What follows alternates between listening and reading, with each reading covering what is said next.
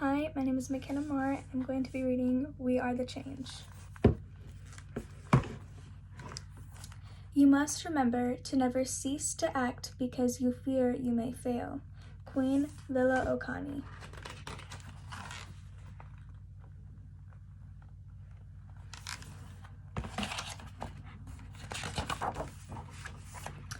Queen Lila Okani defended the rights of her native people, her disenfranchised people, her immigrated people.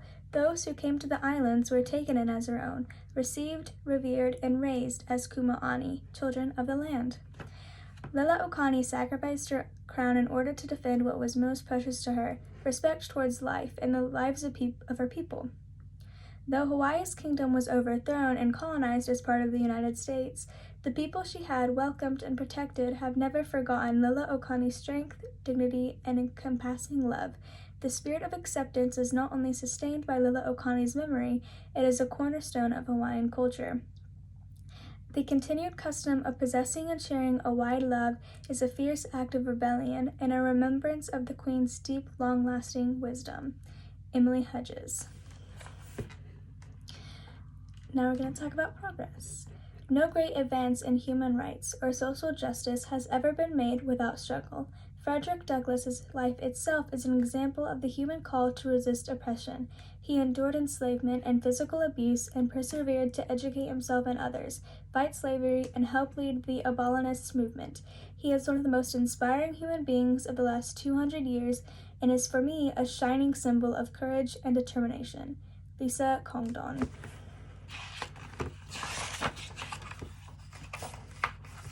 There is no struggle, there is no progress. Frederick Douglass.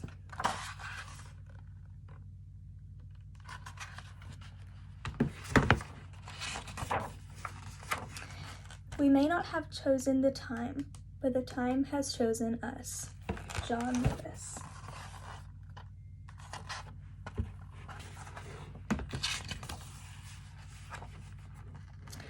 When I was a kid, it used to be considered rude to ask someone who they voted for, and I see a lot of the division in this nation stemming from the fact that this no longer applies.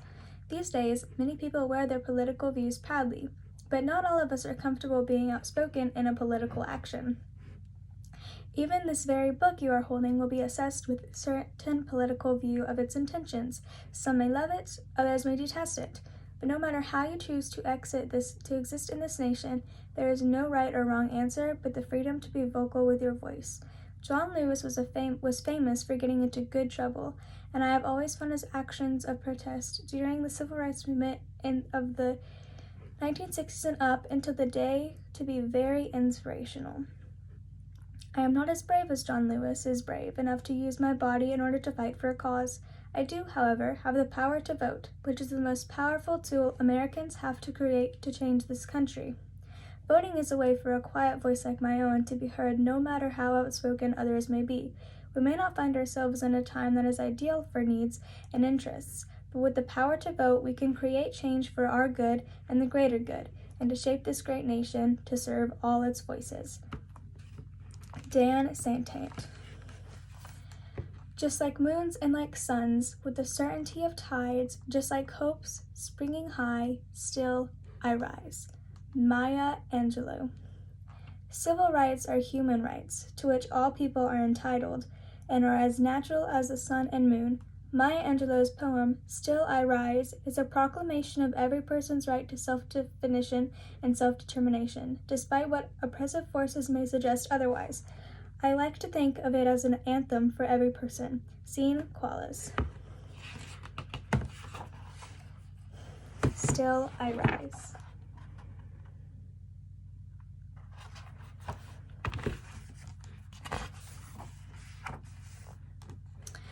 Darkness cannot drive out darkness. Only light can do that. Hate cannot drive out hate. Only love can do that. Dr. Martin Luther King, Jr. This quotation applies to the importance of bringing light to nations, communities, and the lives of individuals. Illuminating disturbing situations can offer understanding, hope, awareness, and change. One of the purest forms of light is love. Applying a loving approach to difficult interactions is the answer to resolving them peacefully. This is especially true when discrimination or racism inflicts darkness and attempts to show love's powerful brilliance. There is even light within the human heart.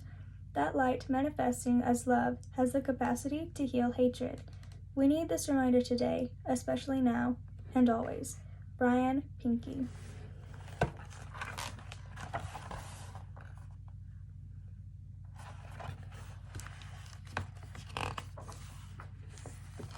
Where, after all, do universal human rights begin? In small places, close to home, so close and small that they cannot be seen on any map of the world. Eleanor Roosevelt.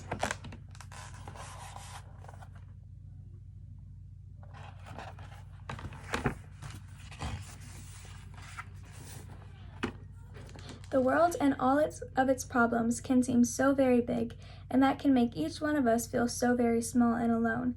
And when we feel alone, it is easy to think there is little that any of us can do to help. But these words by Eleanor Roosevelt remind me that even the smallest acts of kindness can help make the world a better place. After all, the lines drawn on maps to divide us into nations, states, and towns are only imaginary. The little place I call home is next door to another home, which is next door to another home, and another, and many, many more that lead to your little home. We are all connected, so we are never truly alone. And all of us together, little by little, can make this world a better place. Molly Idle.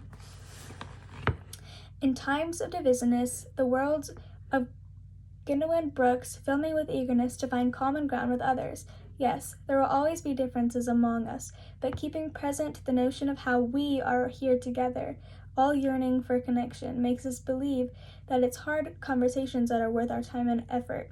Just as harvesting takes true dedication, patience, and care, conversations won't bear fruit immediately, but little by little, if we give our best, we will be able to see our bond grow. Juliana Medina. We are each other's harvests. We are each other's business. We are each other's magnitude and bond.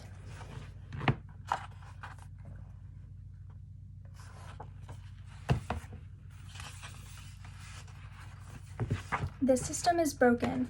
My inclination is to fix it rather than to fight it. Sona Sotomayor. There is a call to action in Supreme Court Justice Sonia Sotomayor's words. Often, the process of solving large systematic issues is not easy. It involves planning, determination, cooperation, and hard work. Sometimes, in order to stay focused, we need to begin with small steps to address a problem. Sotomayor's words remind us that we can accomplish most by reframing our goals of working toward what we believe in instead of what we are against. Jean Pera.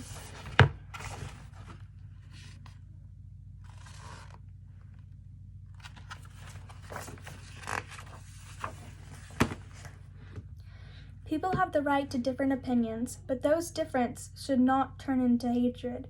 We should love and care for each other because we are all one human race. Dolores Hutra. As a young boy, I knew that my family was different than the American families portrayed on the TV and books and in movies. I knew that I was made to feel less than American because my mother didn't speak English. I knew that certain people looked at me with suspicion because they had been taught to believe that I might be dangerous. And for the longest time, I didn't realize that these opinions had created walls that were being used against me and others like me, and keeping us from achieving our true potential. It took a long time to overcome the obstacles and feelings of insecurities that these opinions had formed within me, and today, when I look back at them as an adult, I know that I was fortunate to survive and to become the artist that I am today. So when I hear our own leaders fill the air with racist remarks, I know that a new generation of kids is going to grow up feeling unwelcome and less than human, and it breaks my heart. But I hope that these times will pass and that we can begin to heal our youth to make them feel loved and at home. Raw III.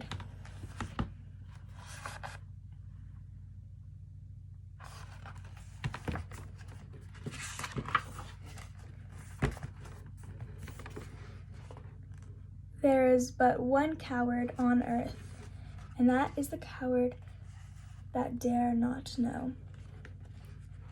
We are all equal. Love trumps hate. United we stand. Protect the small. Distaste is patriotic. We shall overcome.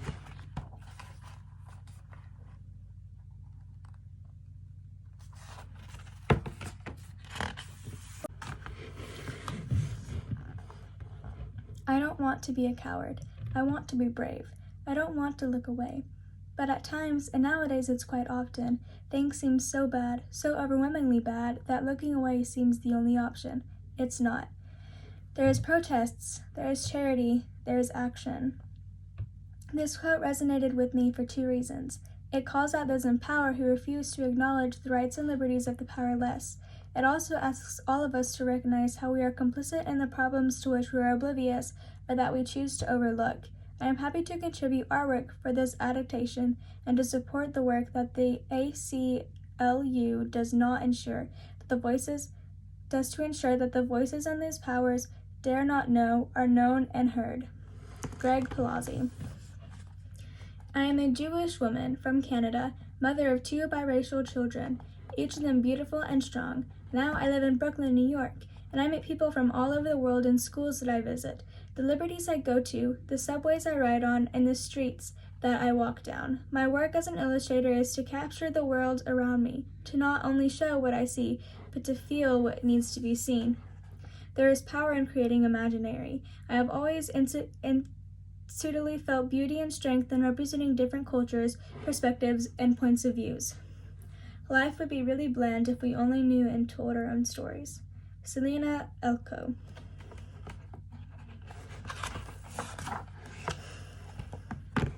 In diversity, there is beauty and there is strength. Maya Angelou.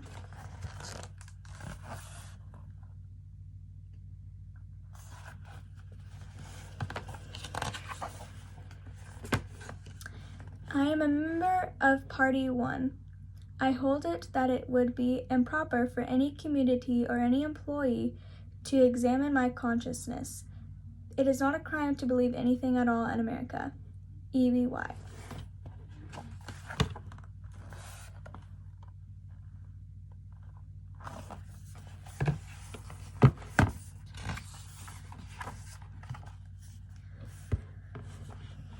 E.B. White wrote this quote in 1947 in response to those who refused to answer questions before the House of America activities and committee. This community was charged with uncovering assumed anti-American, disloyal, pro-communist, or sub-side efforts. This practice later became known as McCarthyism because Senator Joseph McCarthy championed this cause. Many of those investigated were writers and other artists, and a number of them were blacklisted, their names put on a list of people to be avoided, refused employment, or fired from their jobs. Even when the blacklisting was over, some never rebuilt their careers. Throughout E.B. White's life, he stood for democracy and, as a writer, believed profoundly in the freedom of speech. His quote reminds me that the power of being an artist lies in freedom of expression. White's conviction inspires me to ensure my work expresses any idea I believe in, supervised or otherwise. Melissa Sweet. I chose this excerpt from Khalil Gibran's poem On Children because I feel it is beautiful articulation of an idea that is foundation of all civil rights, that no person belongs to you, body or mind, including your children, especially our children, as they are most powerless in their relationship to both us and the state. Yet their souls dwell on the house of tomorrow, which you cannot visit, not even in your dreams. The choices we make today must protect our children's rights to determine their own path into the future that they will be living, we hope, long beyond our own time. I write children's books that aim in some small way to give children and their families a forum to explore social justice issues and to understand the agonizing they have participate in the shaping of their worlds. Indeed, we are responsible for making many choices on our children's behalf until they are able to themselves. Thus, it is all the more important that we adults also fiercely defend their rights to own dreams and that we protect the possibility that they may choose dreams a reality.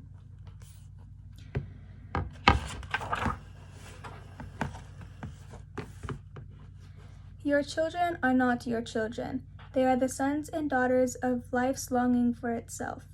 They come through you, but not from you, and though they are with you, yet they belong not to you.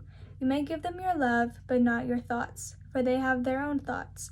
You may house their bodies, but not their souls, for their souls dwell in the house of tomorrow, which you cannot visit, not even in your dreams. Khalil Gibran.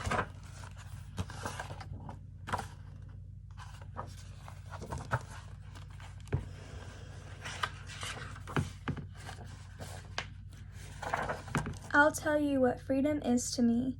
No fear. Nina Simon.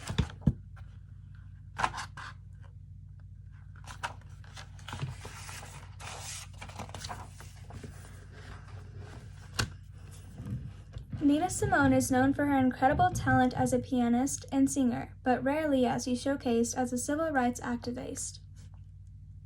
I have always admired her unforgettable protest music, and now, with digital access to many of her interviews via the internet, it is apparent just how much she sacrificed for the civil rights movement. It was introduced to her music as a teenager, and I have been obsessed with her ever since. She was a champion for young Black people, especially, wanting us to know the beauty and power that we all hold in spite of what the world shouts back at us. One of her most popular songs, To Be Young, Gifted, and Black, in 1970, is an unapologetic anthem for young Black people across the world. It is a great honor contributing this work in her memory. Sandra Strickland. My mom gave me a book, a biography about Helen Keller, when I was 6 years old. In it, I read about how, suffering from a mysterious illness, Helen Keller lost her sight and hearing at a young age. Yet, her perseverance triumphed over these disadvantages. She achieved academic success, and she became an advocate for people with disabilities, for women's rights, for social equality, and more. Her courage and optimism have been an inspiration to me since I was a child. I wanted to capture Helen Keller's joyful spirit toward life. The dove and the olive branch symbolizes peace. The characters represent the togetherness she believed in, a beautiful, diverse group of citizens and custodians of our planet who, as individuals, contribute each in a small way, yet as a group are making the world a happier place for future generations. Alana Chow. Alone, we can do so little. Together, we can do so much. Helen Keller.